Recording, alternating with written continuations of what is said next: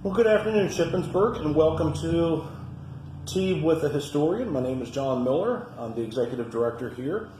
And today I want to talk a little bit about a pastime or a tradition that hundreds of you are probably going to participate at some point this summer, as well as thousands across this country, and that is a good old-fashioned cookout.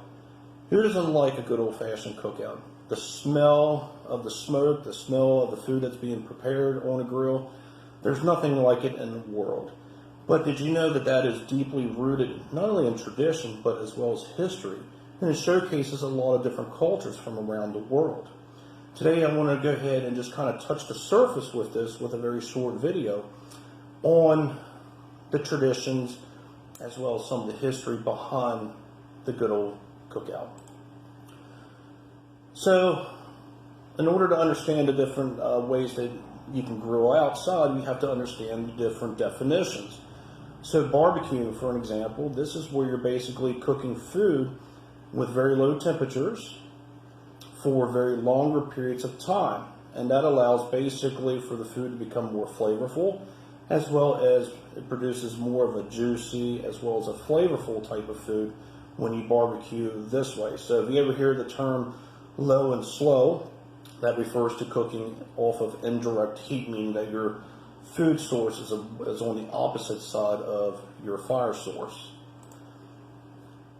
While you're smoking food, it's very similar to barbecue, but a lot of barbecue people that I know, including myself, we like to use different types of wood for smoking, and that just adds another layer of flavor to whatever it is that you're preparing. So with that being said, you're going back to tradition that goes back thousands of years with people cooking or preparing food using the variations of wood that comes from their regions of the country. So if you want something that is a little bit sweeter, you may use a much milder type of wood such as cherry or apple. But if you want something that's a little more stronger as far as flavor, you may use a hardwood such as hickory or mesquite. The art of smoking with different types of wood has been around for a couple hundred years, and even today, a lot of barbecue pitmasters, for example, will go ahead and experiment using handfuls of maybe a soft wood mixed with hardwood. And what that does, it just keeps adding more layers of flavor to whatever it is you're cooking. But then you have the technique, which is more modern, and that is the grill.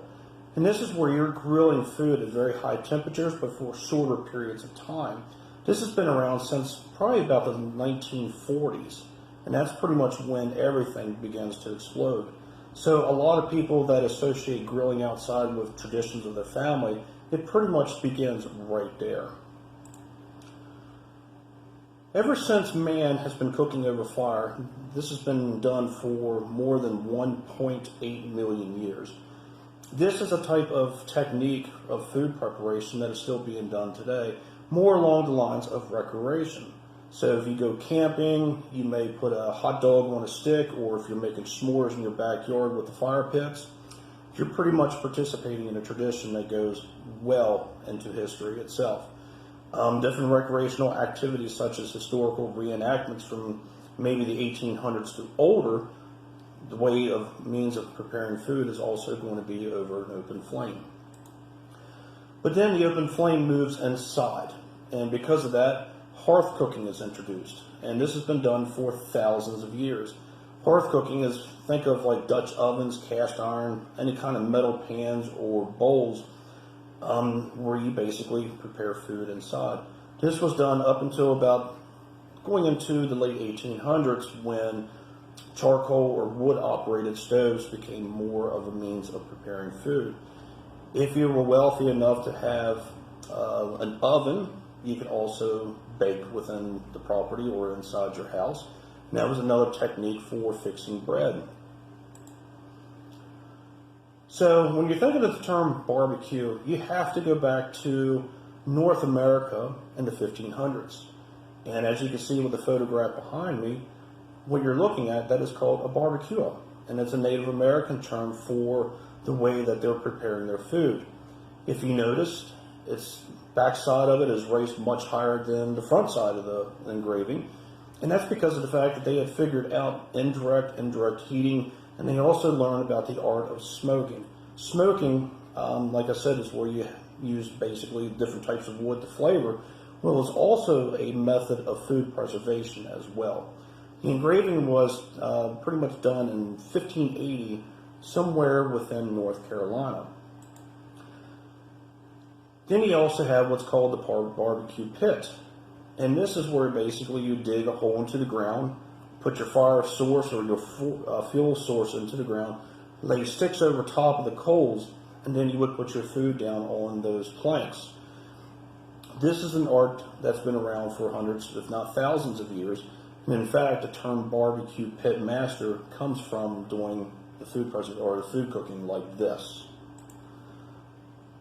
So, where did the term barbecue actually come from? Well, in the 1500s, Spanish explorers that came here noted the Native American way of cooking.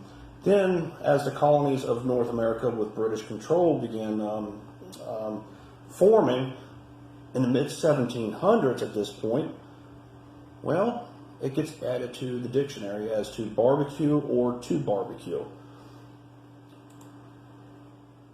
So, when it comes to barbecue and the way we think of it, we have to look at the influences that Native Americans as well as African American slaves had.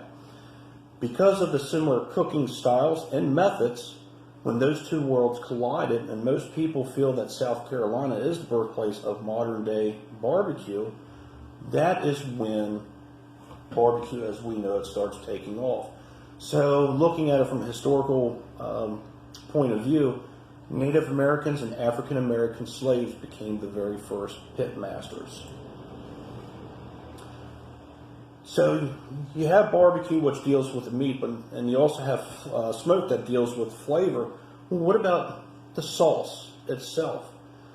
Barbecue sauce, whether it be dry rubs or the actual sauces themselves, that is more of a cultural thing, because different spices that would come in that were imported in from Europe or maybe from Asia, Native Americans, as well as Caribbean, Mexico, all those different worlds began colliding in what would become the United States. So because of that, barbecue is a very cultural thing. Once our independence had been achieved, our founding fathers loved to hold barbecues. George Washington loved his barbecues. He even attended a barbecue that lasted for 3 days. I wonder what was going on there. But at any rate, Thomas Jefferson, he was noted as liking peppered vinegar, which was a barbecue sauce or a way to flavor the meat. That was one of his favorite things. But for the most part, every American president has hosted some type of barbecue at the White House, even in recent days. And not to get political here, but even President Barack Obama did more of the modern day barbecue when he grilled out doing hot dogs and hamburgers. So every American president has basically held some type of barbecue on the grounds of the White House. Pretty interesting. So even the commander-in-chiefs of the country enjoy their barbecue. So after we won our independence, we began moving westward with the westward expansion. And when that happens, barbecue also moves west. So different styles of cooking, different methods of cooking, different spices, you name it, it begins colliding with other cultures as well as other immigrants who were pouring into the Western Plains. And because of that, today barbecue is a cultural thing. So whether you like Carolina barbecue or Memphis, maybe Kansas City, it's all a cultural phenomenon. And it's absolutely amazing because some people can tell what side of the country you prefer just from the barbecue that you order. Some people like barbecue dry, some like it wet, and that means dry means it's a rub, wet means it's more of a sauce. But then you start introducing the types of animals. So in Carolina, hogs were more commonly used for barbecue, but as you start moving westward, cattle, lamb also get included into that list. Poultry is another one.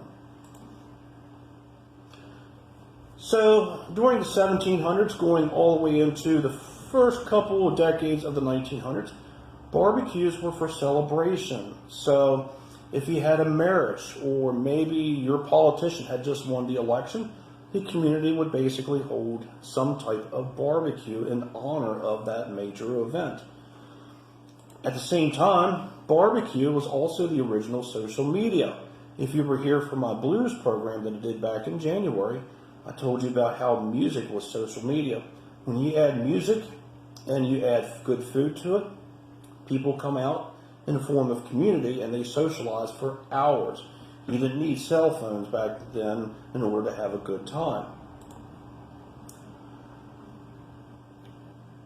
But then barbecue begins changing as we go into the 1900s, especially with the birth of the charcoal briquette here in Pennsylvania. Charcoal will become the backbone of most barbecuing that takes place. So going into the 1900s up until about the 1940s, if you wanted to participate in a good old-fashioned cookout, basically you had two options. You could go camping and do it over an open fire, or you can go to an area that had picnics. And I'm sure some of you probably recognize the style of grill that's right behind me. I know I've cooked off of those quite a few times as well. But then you get into the years after World War II, and because of people moving out of the cities, moving into suburbs, more and more people decided to go ahead and take the barbecue and make it more of a personal level or a personal thing for their family. And because of that, little barbecue braziers became very popular in the backyards. So now you can have a barbecue with just your family within the privacy of your own property. But then that's when the technology of grills became popular, such as this cooking kettle that was introduced in the 1940s.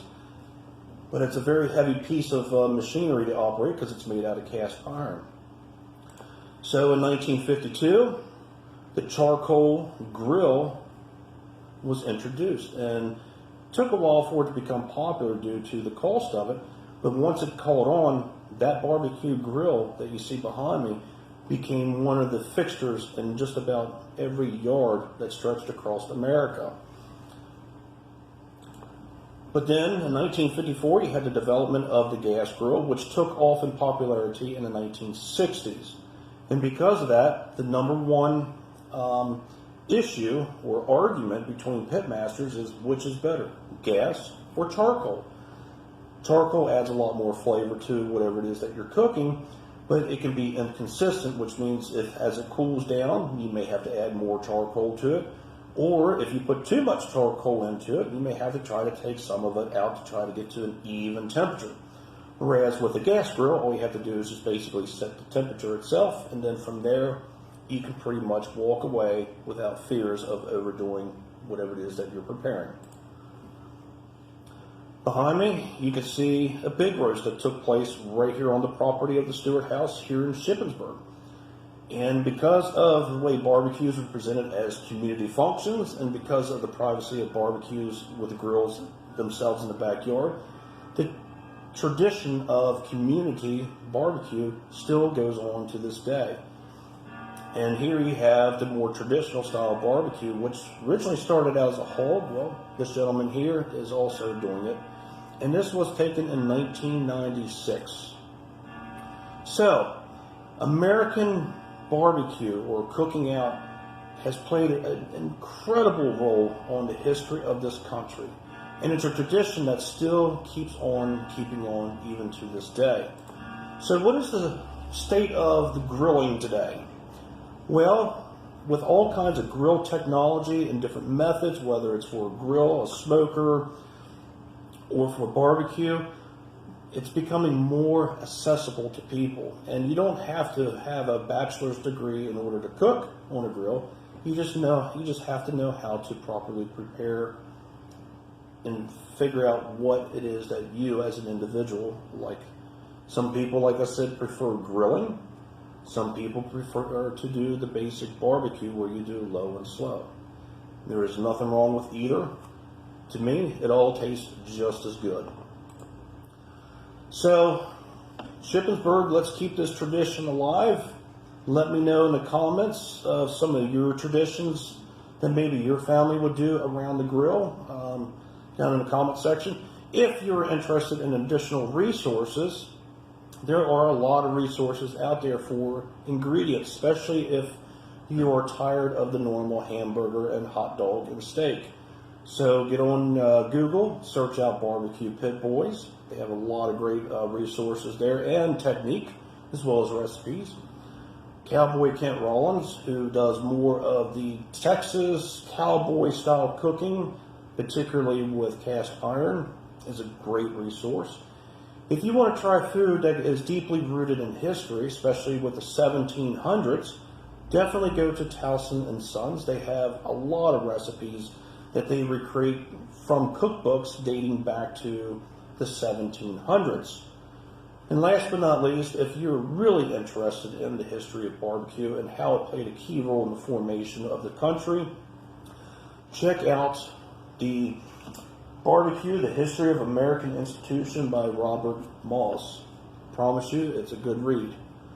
Until then, Shippensburg, thank you for participating and listening in. Even though we are in a COVID-19 shutdown, one thing that is not shut down, and that is barbecue. Until then, folks, have a good day, and thank you for watching.